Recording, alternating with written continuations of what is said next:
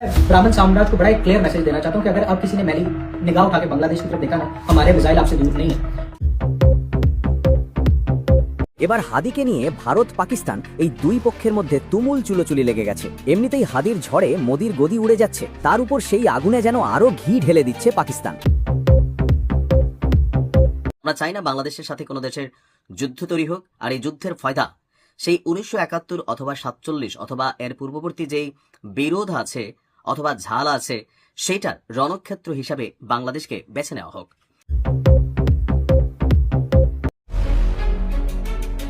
একজন মৃত মানুষের ভয়ে কাঁপছে প্রতিবেশী দেশ। সীমান্তে কেন হঠাৎ নতুন সেনাঘাঁটি বসাচ্ছে ভারত?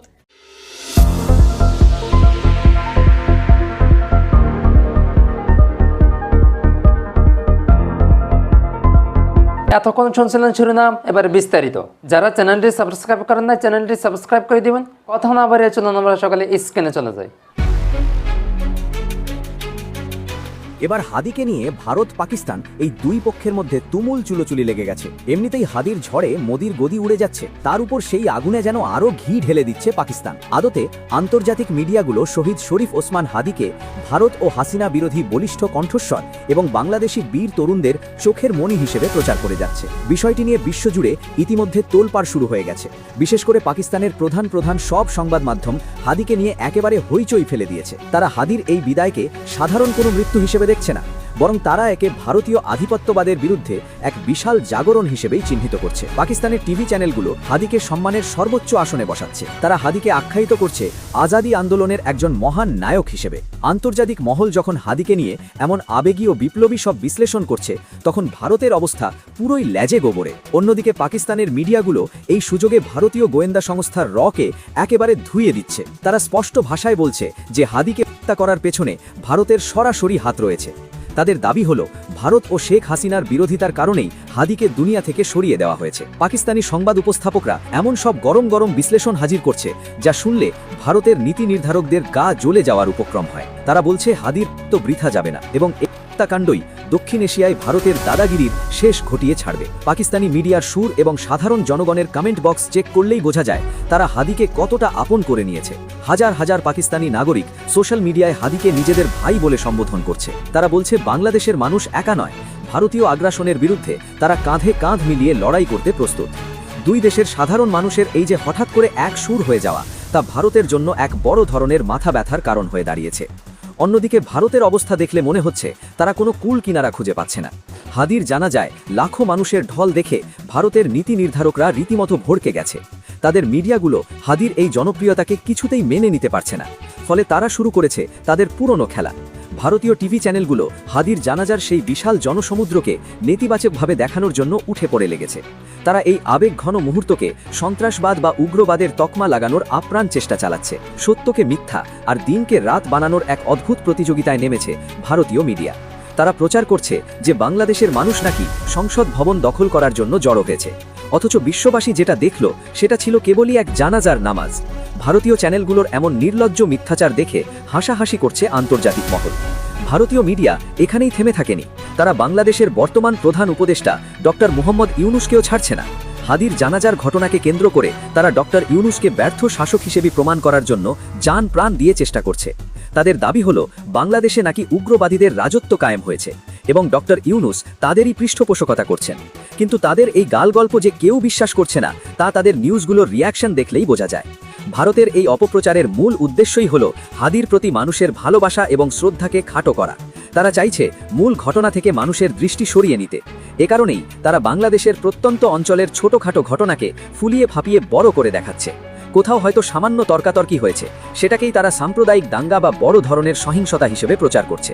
তাদের উদ্দেশ্য পরিষ্কার, আর তা হলো বাংলাদেশকে একটি ব্যর্থ ও অকার্যকর রাষ্ট্র হিসেবে বিশ্বের দরবারে তুলে ধরা।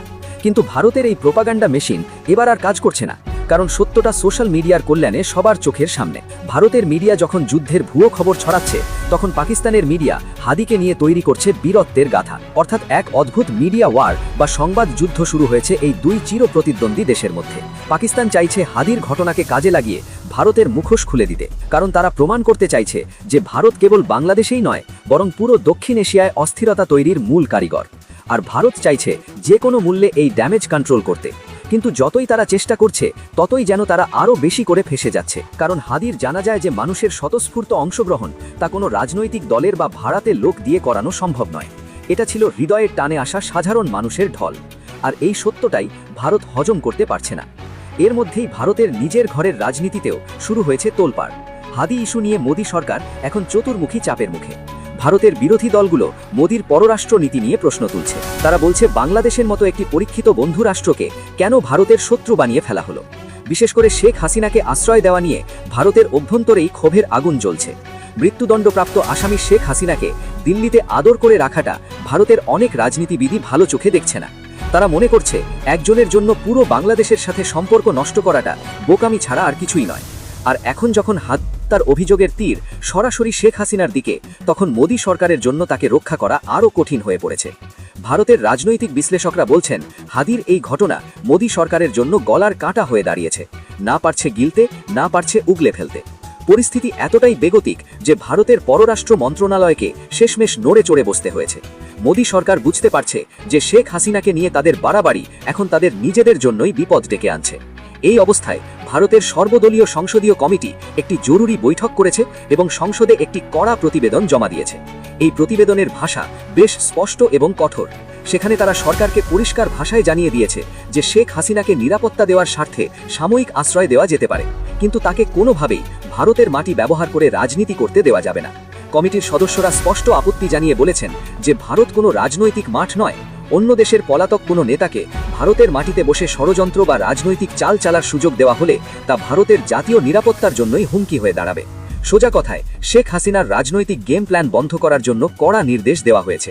এর মানে হলো ভারত সরকার এখন আর শেখ হাসিনাকে আগের মতো ব্ল্যাঙ্ক চেক বা অবাধ স্বাধীনতা দেবে না। এতদিন হাসিনা ভারতে বসে যেসব রাজনৈতিক বিবৃতি বা উস্কানিমূলক কথাবার্তা বলতেন তাতে লাগাম টানার সময় এসেছে। হাদির মৃত্যু এবং পরবর্তী গণজাগরণ ভারতকে এই কঠিন সিদ্ধান্ত নিতে বাধ্য করেছে। তারা বুঝতে পেরেছে যে বাংলাদেশের মানুষের সেন্টিমেন্ট এখন তুঙ্গে।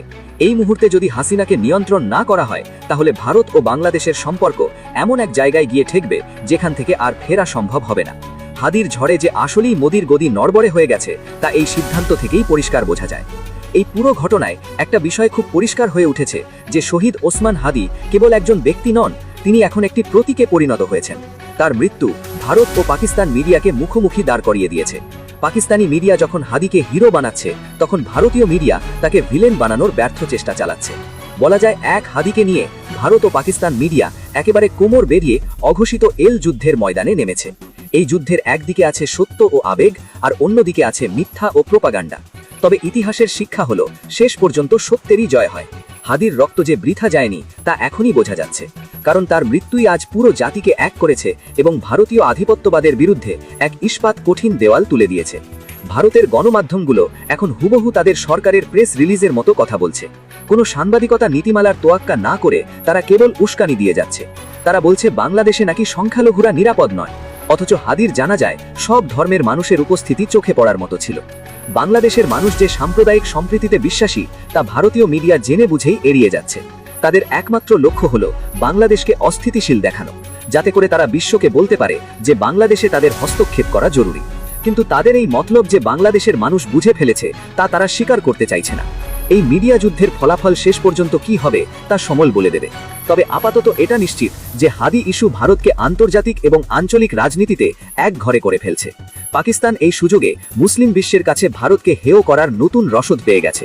তারা দেখাচ্ছে ভারত কিভাবে তার প্রতিবেশীদের উপর অত্যাচার চালায়। অন্যদিকে ভারতের অভ্যন্তরীণ রাজনীতিতেও এর প্রভাব পড়ছে। মোদি বিরোধীরা এখন হাদি ইস্যুকে হাতিয়ার হিসেবে ব্যবহার করছে। তারা বলছে মোদির ভুল নীতির কারণেই আজ প্রতিবেশী দেশগুলো ভারতের শত্রু হয়ে যাচ্ছে। সব মিলিয়ে এক হাদির মৃত্যু যেন পুরো দক্ষিণ এশিয়ার রাজনীতির দাবার ছক উল্টে দিয়েছে।